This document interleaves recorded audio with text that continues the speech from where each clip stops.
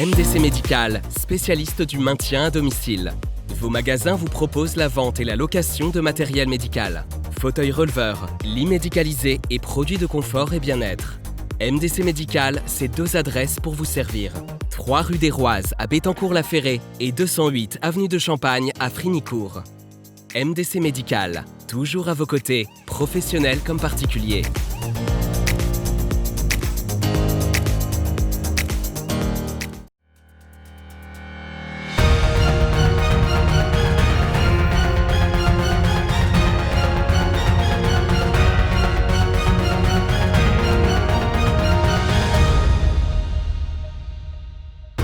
Vendredi 18 décembre 2020, soyez les bienvenus pour cette nouvelle édition de votre journal. Voici les titres. Hier se tenait la signature de la convention Veille Nature, un dispositif qui permettra de sécuriser les forêts de la délinquance dans le département de la Meuse. Jean-Alain Charpentier, le maire de Vassy, a été nommé vice-président de l'agglomération Saint-Dizier-d'Héry-Blaise. Sa réaction dans un instant. À quelques jours du réveillon de Noël, vous hésitez peut-être à aller vous faire tester contre la Covid-19 avant de rendre visite à vos proches, mais est-ce vraiment utile? Élément de réponse dans un instant. Hier à Saint-Dizier se tenait la remise des prix du concours des maisons fleuries où 7 maisons ont été récompensées.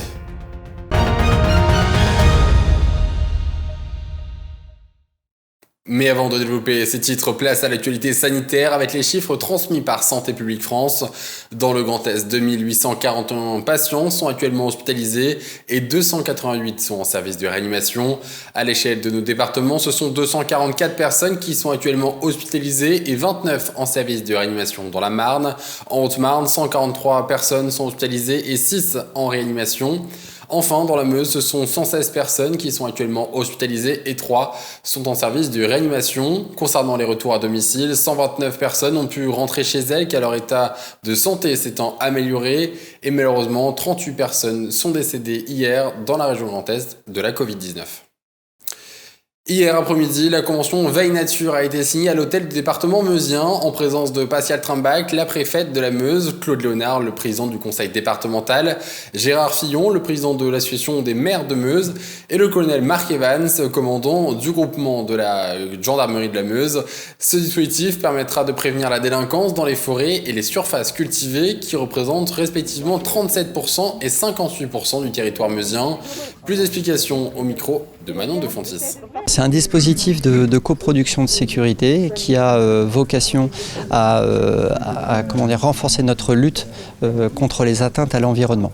Ça consiste à quoi? Ça consiste à faire participer la population à notre effort de sécurité. D'abord pour qu'ils sachent quelle conduite à tenir si jamais ils sont témoins dans le cadre de leur activité de loisirs en plein air d'atteinte à l'environnement, pollution, braconnage, dépôt d'immondices, dépôt de déchets, etc.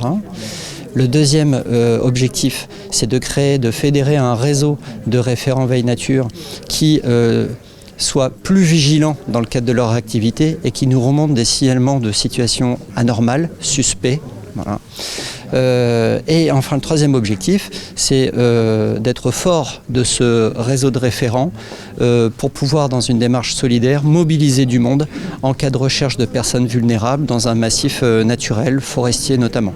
L'avantage, c'est essentiellement d'éduquer nos concitoyens à avoir un comportement responsable et vertueux, parce que c'est quand même pas suffisamment imprégné dans les habitudes et les comportements des familles et des individus. Donc on va participer aussi à l'éducation populaire. Il y a quelques mois, à cause du report des élections municipales à Vassy, le maire Jean-Alain Charpentier était attristé de voir que la ville n'avait aucun siège à l'agglomération Saint-Dizier-d'Héry-Blaise. Mais hier, le président Quentin Brière a rectifié le tir puisqu'il a été élu le 12e vice-président à l'unanimité en charge de la transition écologique et énergétique.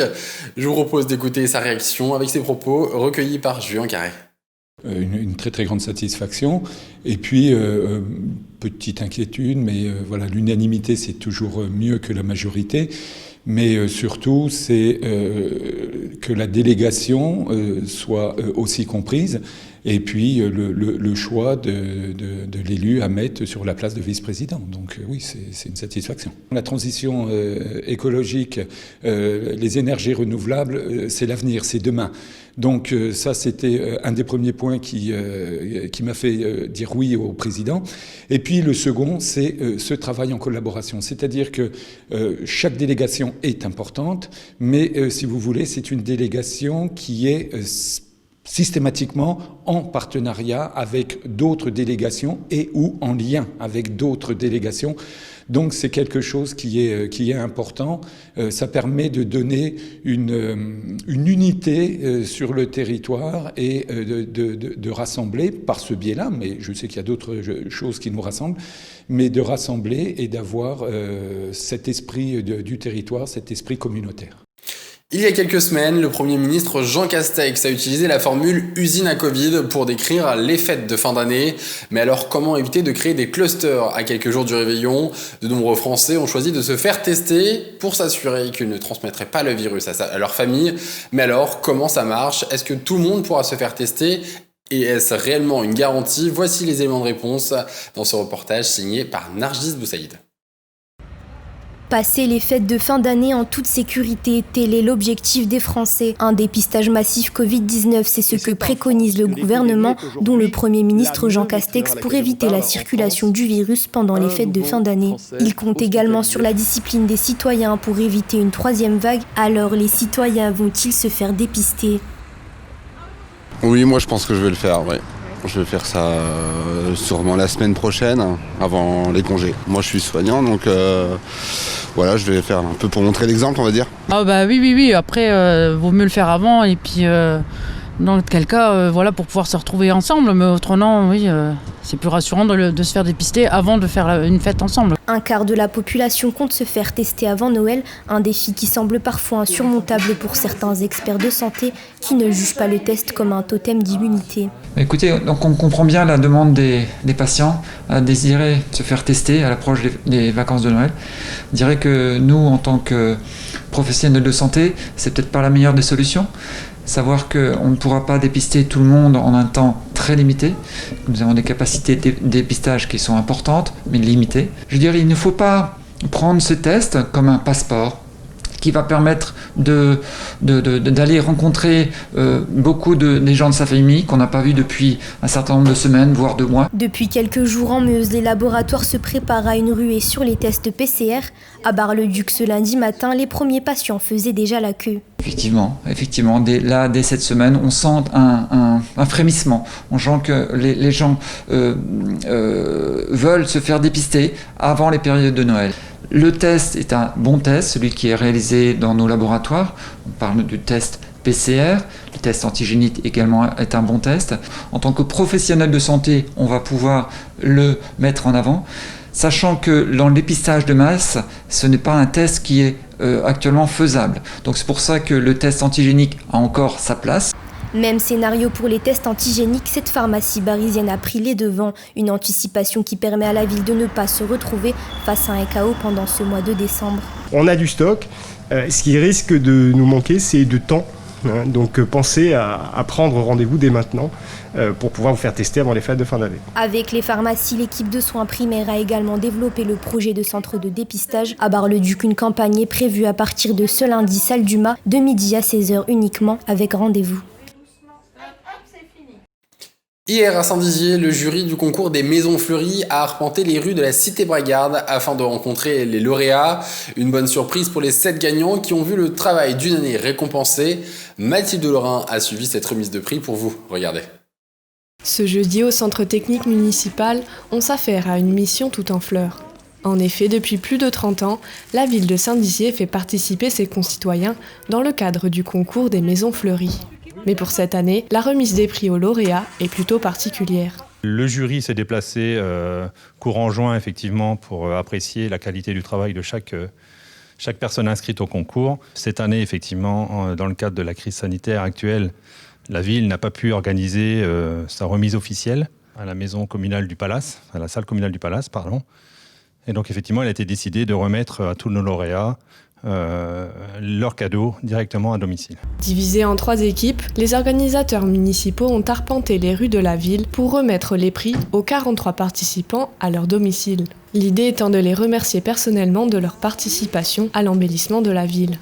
C'est sa passion. Ça et son jardin, c'est vraiment quelque chose d'extraordinaire pour lui. Pour lui, c'est important de participer à ce concours. Oui, ça il ne le loupe jamais. Tous les ans, il le fait, oui. Cette année, les participants ont été moins nombreux avec le contexte de crise sanitaire, mais la mairie de Saint-Dizier a tout de même tenu à maintenir son concours annuel. Pour l'occasion, les lauréats ont reçu un diplôme, une plante et un bon d'achat d'un montant variable suivant la note obtenue lors du passage du jury. Bonjour madame, c'est la mairie de Saint-Dizier. On vient pour vous remettre votre prix pour avoir participé au balcon fleuri. Parmi les 6 catégories, les personnes en appartement ont aussi pu participer au concours avec la décoration non pas de leur jardin, mais de leur balcon. Alors, vous féliciter de votre participation au merci. concours des balcons fleuris. J'ai gagné cette belle azalée. Voilà. Ah bah ça c'est très gentil. Un diplôme et un bon d'achat. Ah bah écoutez, c'est très gentil, je remercie beaucoup la mairie.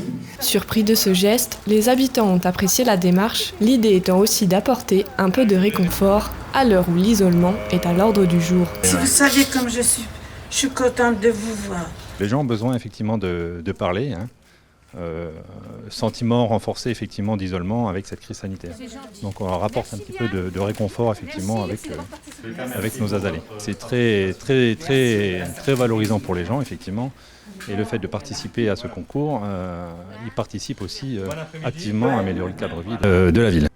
L'objectif de mettre un peu de couleur avant les fêtes est atteint, plus qu'à attendre maintenant la prochaine édition, en espérant que la situation revienne d'ici là un peu plus à la normale.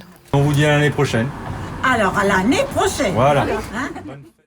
Voilà, c'est la fin de cette édition du journal. Merci de l'avoir suivi. N'oubliez pas, l'information continue sur puissancetelevision.fr. Bonne soirée à tous. Tout de suite, la météo. Toute l'actualité qui vous concerne, à voir ou à revoir, dès maintenant sur puissancetelevision.fr et sur notre application mobile. Toute cette semaine, participe au jeu concours de Puissance Télévision pour tenter de gagner un t-shirt de la marque BL Clothes fait à Bar-le-Duc, pour toi ou pour offrir à Noël. 13 t-shirts sont à gagner, du S au quadruple XL. Alors, joue dès maintenant sur puissancetelevision.fr ou sur l'application mobile. Jeu organisé par Puissance Télévision en partenariat avec BL Clothes. Jeu organisé du 14 au 20 décembre 2020.